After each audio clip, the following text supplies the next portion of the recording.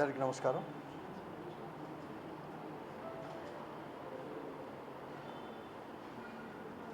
కేంద్రంలో కానీ బీజేపీ నాయకత్వంలో అలాగే ఈ రాష్ట్రంలో కూడా తెలుగుదేశం పార్టీ నాయకత్వము చంద్రబాబు నాయుడు గారి నాయకత్వంలో కూటమి ప్రభుత్వం ఏర్పడి 100 రోజులు కూడా ఈ రోజుతో కూడా గడిచిపోయింది. కూడా మేము కూడా ఎన్నికల సమయంలో ప్రజల యొక్క అభిప్రాయము వారి యొక్క తీర్పును చూసిన తర్వాత దాదాపుగా కూడా ఒక 6 మాసాలు 5-6 మాసాలు కూడా శబ్దం ఒక 5-6 మాసాలు ఏమీ మాట్లాడకూడదు. ప్రజల చేత ఎన్నుకోబడిన ప్రభుత్వం కాబట్టి వారు ఏదైతే వాగ్దానాలు చేశారో అమలు పరచడానికి అని లేకుంటే వారికి సరైన టైం ఇవ్వాలని ఒక 5-6 మాసాలు కూడా ఏం మాట్లాడకూడదని నేను అనుకున్నాను.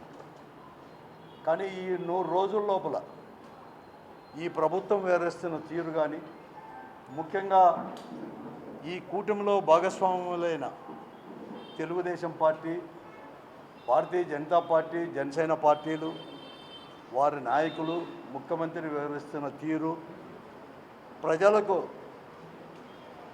పట్ల వారు వివరిస్తున్న తీరు, వారు అనుసరిస్తున్న ధోరణి ఇవన్నీ కూడా చూస్తే ఈ ప్రభుత్వం చేస్తున్న మోసాలని ఇంకా చెప్పకపోతే ప్రజలకు కూడా వివరించకపోతే తప్పదు అని చెప్పే దేశంలో కూడా ఈరోజు నేను అందరూ కూడా ప్రత్యేకంగా కూడా ఈ ప్రెస్ మీట్ కూడా ఇక్కడ పెట్టాను. సార్ ఈ 100 రోజుల్లో కూడా ఇంతవరకు ఈ ప్రభుత్వం అనేది కూడా ఏమి చేసిందని చెప్పేసి కూడా ఒకటి కూడా ఆలోచన కూడా చేసుకోవాల్సిన అవసరం కూడా ఉంది. ఎందుకంటే నేను కూడా చాలా కూడా విన్నాం, గోబెల్స్ ప్రచారం అనేది కూడా ఒకటి ఎందుకు కూడా మనతో కూడా విన్నాం అనుకుంటా. ఏదో అలాగే ఎందుకంటే ఆ రోజు నియంత అయిన హిట్లర్ దగ్గర ఒక మంత్రి గోబెల్స్ అనేవాడు కూడా ఉన్నారు. అతను కేవలం అబద్ధాలను నిజాలుగా, నిజాలను అబద్ధాలుగా ప్రచారం పెద్ద ఎత్తున చూసి అబద్ధాలను కూడా నిజాలుగా మార్చి ఆ రోజు హిట్లర్ యొక్క నియంత రాజు యొక్క సమర్థించేదానికి అనేక ప్రచారం. అందుకోసమే ప్రపంచంలో కూడా ఏదైనా కానీ ఇటువంటిది ఎప్పుడైనా జరిగితే గోబెల్స్ ప్రచారం పని అంటారు. దానికంటే కూడా ఎక్కువగా కూడా ఈరోజు ఈ కూటమి ప్రభుత్వము ప్రవర్తిస్తూ ఉంది. ముఖ్యంగా కూటమిలో ఉండే భాగస్వామ్య పార్టీలు, వారి యొక్క అనుచరులు ఇవంతా కూడా చేస్తున్నారు. ఎక్కడ కానీ చేయలేదు. 2019లో ఇదే కూటమే ఆ రోజు కూడా అధికారంలో ఉండేది. ఫస్ట్ 2014లో అధికారంలోకి వచ్చింది. వారి నుంచి ప్రజల యొక్క తీర్పు వలన ఈ రాష్ట్రంలో 2019 మే 30 తేదీ ముఖ్యమంత్రిగా జగన్మోహన్ రెడ్డి గారు ప్రమాణ స్వీకారం చేసి ఆ తర్వాత ఏర్పడిన తర్వాత వెంటనే కూడా మేము అసెంబ్లీని సమావేశపరిచి పూర్తి బడ్జెట్ దాదాపుగా నాకు మతికుండేంత వరకు కూడా 2,27,000 కోట్ల రూపాయలతో 2,27,000 కోట్ల రూపాయలతో బడ్జెట్ కూడా ప్రవేశపెట్టి ఆ రోజు మేము ఏదైతే హామీలు ఇచ్చామో ఆ హామీలకంతా కూడా ఎంత అవుతుందని చెప్పేసి లెక్కల ప్రకారం కూడా ఆ రోజే వెంటనే ప్రభుత్వం ఏర్పడిన తర్వాతనే బడ్జెట్ ప్రవేశపెట్టింది. కానీ ఆ రోజు జగన్మోహన్ రెడ్డి గారు ముఖ్యమంత్రిగా ప్రమాణ స్వీకారం చేసిన తర్వాత ఖజానాలో, రాష్ట్ర ఖజానాలో ఎంత ఉంది అని అంటే కేవలం 100 కోట్లే. ఇదేదో నేనేదో చెప్పడం లేదు. ఆనాడు 30 తేదీ మే 30 తేదీ మన ప్రముఖ దినపత్రిక ఈనాడులోనే చాలా స్పష్టంగా ఆ రోజు కూడా ఆర్టికల్ కూడా రాశారు. ఈ ప్రభుత్వం చేతనైతుందా, హామీలకు అవసరమా, 100 కోట్ల ఉండే ఖజానాతో ఎలా చేస్తారు అని చెప్పేసి కూడా అడుగుతుంది. కేవలం డిపెండ్ కావాలంటే అవన్నీ కూడా ఇవ్వాలంటే అప్పులపైన ఇవన్నీ కావాలని చెప్పి ఆనాడే 2019 మే 30 తేదీ ఇంత పెద్ద ఎత్తున ప్రచారం కూడా చేసి పెద్ద ఎత్తున కూడా రాసింది ఆర్టికల్. కానీ ఈరోజు ఇదే చంద్రబాబు నాయుడు గారు 4వ మారుగా ముఖ్యమంత్రిగా ప్రమాణ స్వీకారం చేసిన తర్వాత ఈ రాష్ట్ర ఖజానాలో, సరే రాష్ట్రానికి అప్పులు అవన్నీ కాదు, రాష్ట్ర ఖజానాలో 7,000 కోట్ల రూపాయలు ఉంటే ఈ రోజు కూడా దాదాపుగా 100 రోజుల పైన అయిపోయింది. రిజల్ట్ వచ్చి కూడా కాదు, ప్రమాణ స్వీకారం చేశారు. ఈరోజు కూడా అసెంబ్లీ సమావేశపరిచి పూర్తి స్థాయి బడ్జెట్ అనేది కూడా ప్రవేశపెట్టలేకుండా చేతగాని స్థితిలో కూడా ఈరోజు కూడా ఈ ప్రభుత్వం కూడా ఉంది. నాకు తెలిసినంతవరకు స్వాతంత్రం వచ్చినప్పటి నుంచి ఈ దేశంలో ఏ రాష్ట్రము కూడా పూర్తి బడ్జెట్ ఇన్ని 3 నెలలు 4 నెలలు అయినా కూడా ఇంతవరకు ప్రవేశపెట్టలేని ఏ ప్రభుత్వం కానీ పార్టీ ప్రభుత్వం కానీ ఎక్కడ కానీ నేను ఇంకా చూడలేదు. అది ఈ ప్రభుత్వానికి మాత్రమే సాధ్యమైంది ఈరోజు కూడా. ఎందుకంటే బడ్జెట్ అనేది ప్రవేశపెడితే వారు ఏదైతే హామీలు ఇచ్చారో ఆ హామీలు సూపర్ 6 అనేది కూడా ఎంత కేటాయించాలా అని చెప్పేసి ఇవన్నీ కూడా చెప్పాల్సిన పరిస్థితి వస్తుందని చెప్పేసి ఈరోజు ఇంతవరకు కానీ బడ్జెట్ కూడా ప్రవేశపెట్టలేని పరిస్థితి ఈరోజు కూడా ఉంది. అనేక రకాల ఈరోజు కూడా కేవలం దాటవేసే దోరులోనే ఈరోజు కూడా పోతాం. అసలు ఇంతవరకు ఏది కానీ చేయలేదు ప్రభుత్వం, ఇది చేసినామని చెప్పేసి. కానీ ఈరోజు నేను ఇప్పుడే చూశాను, నిన్ననే ముఖ్యమంత్రి చంద్రబాబు నాయుడు గారు ఒక మాట చెప్పారు. అన్నీ కూడా మనమే ఉన్నాం, ఎమ్మెల్యేలు అందరూ ఎంపీలు కూడా. ఈ 100 రోజుల లోపల మనం చేసిన మంచిని ప్రజలకు వివరించండి అని చెప్పేసి ఈరోజు ఎమ్మెల్యేలందరినీ కూడా వాళ్ళ పార్టీ కార్యకర్తలను చేసేసి స్టిక్కర్లతో పోయి ఏమని చెప్తున్నారు. అసలు ఏమి సాధించారు, ఏమి చేశారు? మీరు చెప్పిన హామీలు సూపర్ 6 కావచ్చు, లేకపోతే ఈ ప్రజలకు కానీ డెవలప్మెంట్ విషయంలో కానీ ఏ విషయం చేశారు చెప్పాల్సిన అవసరం కూడా ఉంది ఈరోజు కూడా. అంతెందుకు, ఈరోజు ఖరీఫ్ సీజనే చూడండి. నేను అనుకున్న ఈ ఖరీఫ్ సీజన్లో ఒక 10-15 రోజుల్లో కూడా ఖరీఫ్ సీజన్ అంతా కూడా ముగుస్తూ ఉంది. ఎక్కడ కానీ లేదు.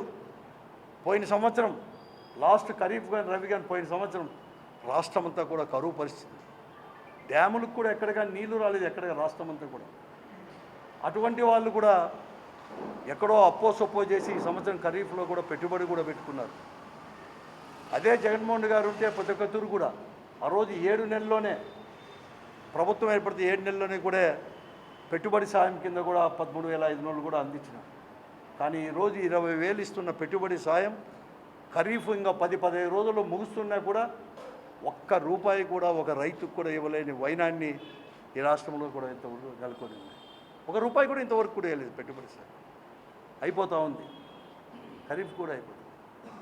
అన్నీ డైవర్షన్ పాలిటిక్స్.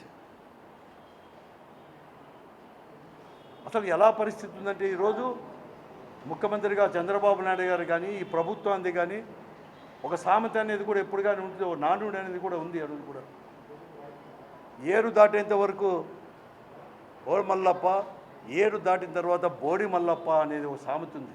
దాన్ని ఈరోజు సార్థకం చేసుకుంటున్నాను. ఈరోజు సూపర్ 6 గురించి మాట్లాడు. ఒక పెన్షన్లు మాత్రం ప్రతి నెల కూడా 3,000 రూపాయలు గత ప్రభుత్వం ఇస్తూ ఉంటే దాన్ని 4,000 చేసి ఇచ్చినాడు తప్ప ఎక్కడ కానీ లేదు. విద్యలకు కూడా అంత కావాలని చెప్పేసి ఆ రోజు జగన్మోహన్ రెడ్డి గారి యొక్క నాయకత్వంలో ఉండే ప్రభుత్వం, వైఎస్ఆర్ కాంగ్రెస్ పార్టీ ప్రభుత్వం అమ్మఒడి పేరిట 15,000 ఇచ్చేవారు. ప్రభుత్వం ఏర్పడిన వెంటనే కూడా 7 మాసాల్లోనే, నాకు జనవరి అనుకున్నాను, జనవరిలోనే అంటే మేలో 30 అంటే జూన్ నుంచి ఉంటే జనవరిలోనే ఆ రోజు బడ్జెట్ ప్రవేశపెట్టిన తర్వాత జనవరిలోనే ప్రతి ఒక్క తల్లికి కూడా అమ్మఒడి పేట కూడా 15,000 ఇచ్చిన వయసున ప్రతి ఒక్కరు చూశారు. ఆ తర్వాత ఆ రోజే మేము స్పష్టంగా చెప్పాం, అకాడమిక్ ఇయర్ అనేది కూడా అటెండెన్స్ కూడా కంపల్సరీ పెడుతున్నాం. కాబట్టి ప్రతి సంవత్సరం కూడా ఎండింగ్లో అకాడమిక్ ఇయర్ క్లోజ్ అయిన తర్వాత ప్రారంభంలోనే జూన్ మాసంలోనే మేము వేస్తామని కూడా చెప్పడం జరిగింది. ప్రతి సంవత్సరం అలాగే వేసుకొని పోయాం. కానీ ఈరోజు ఇదే జగన్మోహన్ రెడ్డి గారు కానీ వైఎస్ఆర్ కాంగ్రెస్ పార్టీ ప్రభుత్వం వచ్చి ఉంటే ఇవాళకల్లా అమ్మఒడి అనేది కూడా మేము ఇచ్చేవాళ్ళం 15,000. కానీ ఈరోజు ఈ సంవత్సరమే ఇవ్వమని చెప్పేసి స్వయంగా విద్యాశాఖ మంత్రులే లోకేష్ గారే స్వయంగా ప్రకటించారు, ఈ సంవత్సరం ఇవ్వము అని చెప్పి కూడా ప్రకటించారు. ఈరోజు ఇంక అంతేకాదు, ఈరోజు కూడా తల్లికి వందనం అని పేరు మార్చినారు కానీ ఎక్కడ కానీ ఇవ్వము అని చెప్పారు. తల్లికి వందనమైతే ఇవ్వలేరంట కానీ మళ్ళీ ఒక మాట కూడా చెప్పారు, నాన్నకు మాత్రం ఇంధనం ఇస్తామంటున్నారు. అది 99కే. ఈరోజు ఎమ్మెల్యేలు పోతున్నారు, పొద్దు స్కూళ్ళకు కూడా పోతారు. చెప్పండి వాళ్ళ తల్లిదండ్రులకి మాట చెప్తాం, అమ్మకు వందనం ఈ సంవత్సరం ఇవ్వము, మీ నాన్నకు మాత్రం మంది ఇస్తాము 99కే, క్వార్టర్ తాగేవాళ్ళు 2 క్వార్టర్లు కూడా తాగమని చెప్పండి మీ నాన్నకు అని చెప్తారా? అది చేసింది మంచి అయింది. అదే మేము అధికారంలోకి వచ్చినప్పుడు ఎస్సీ, ఎస్టీ, బీసీ, మైనార్టీ, ఇంకా చాలా విషయాలు ఉన్నాయి. ఎస్సీ, బీసీ, మైనార్టీ వీళ్ళందరికీ కూడా మేము చేయుత ద్వారా మహిళలకు అందరికి కూడా 18,750 రూపాయలు మేము ఇస్తాం. ఈరోజు పోయి చెప్తారా? మీరు అందరు పోయి జనానికి పోయి చెప్తారా దాన్ని రద్దు చేశాము, ఇది మేము చేసిన మంచి అని మీరు చెప్పగలరా? వాహనమిత్ర ద్వారా 10,000 ఇస్తా అంటే దాన్ని రద్దు చేశారు. ఈరోజు మేము రద్దు చేశాం, 10,000 రూపాయలు మేము ఇవ్వము అని చెప్పి ఆటో వాళ్ళకు కూడా మీరు చెప్పగలరా? ఈబీసీని ఇస్తాం. ఫార్వర్డ్ క్యాస్ట్ వాళ్ళకు కూడా ఆర్థికంగా వెనుకబడిన వారిలో కూడా చైతన్యించి ఎక్కడో సాయం చేయాలని చెప్పేసి ఈబీసీని ఇస్తాం, 15,000 ఇస్తాం అంటే రాన్ని రద్దు చేశాము, ఇది మీకు మేలు చేయడానికి అని చెప్పి మీరు చెప్పగలరా? అనే కాపుని ఇస్తాం, 15,000 ఇస్తాను సంవత్సరం కూడా, దాన్ని రద్దు చేశారు. పోతే పోనీ సూపర్ 6 అనే సరే మీరు చెప్పినట్టువైనా సరే 18,750 45 సంవత్సరాల నుంచి 59 సంవత్సరాలకి ఇచ్చిన మహిళలు రద్దు చేసినాం. కానీ మేము 50 సంవత్సరాలకే 4,000 రూపాయలు పెన్షన్ ఇస్తామన్నారు. దాదాపుగా 18 లక్షలు మేము ఆ వద్దు చేయుత ద్వారా 18,750 రూపాయలు ఈ రాష్ట్రంలో దాదాపుగా కూడా 13 లక్షల మందికి కూడా మేము ఇవ్వడం జరిగింది. 13 లక్షల మహిళలకు. అలాగే ఈబీసీ నేస్తం ద్వారా కూడా అంటే దాదాపు 18 లక్షల మంది, అంటే 18 లక్షల మందికి మీరు ఈరోజు ఈబీసీ నేస్తం 15,000 కావచ్చు, లేకపోతే ప్రజలు ఎగరగొట్టారు. వారికి పెన్షన్ ఇస్తామన్నారు 4,000 రూపాయలు. ఎప్పుడు ఇస్తారో కూడా మీరు ఇంతవరకు చెప్పలేకపోతున్నారు, ఒక స్పష్టంగా చెప్పలేకపోతున్నారు. ఏ మగం చెప్పుకొని మీరు జన్మలోకి వెళ్తారు? స్టిక్కర్లు ఏమని వేస్తారు ఇంటింటికి పోయి చెప్పేసి. ఫ్రీ పాసెస్ బస్సెస్లో అన్నారు, దాని గురించి కూడా ఇంతవరకు లేదు. ఏమని మీరు జనంలోకి వెళ్ళిపోతారు? ఒక్క హామీ మీరు కేవలం ప్రజలను తప్పుదారు పట్టించడానికి ఈరోజు కూడా మీరు చేస్తూ ఉన్నారు. కడకి ఎక్కడో వరద వస్తుంది ఒక ప్రాంతంలో, మేమంతా కూడా అందరూ కూడా సాయం చేస్తాను, చేతనైనంత కూడా చేయాలి. మనకు అక్కడ వరద వస్తుంది, నేను కాదడం లేదు. ఈ జిల్లాలో కూడా కరువు ఉంది, మర్చిపోతాను. ఎక్కడ కానీ లేదు. 2 నెలలు 58 రోజులు వర్షం చుక్కలేదు ఈ జిల్లాలో, రాయలసీమలోనే లేదు. జూన్లో వేసిన పంటలన్నీ ఎండిపోయినాయి. పెట్టుబడి సాయం లేదు. కరువును గురించి ఎవరో ఒక్కరు మాట్లాడలేదు.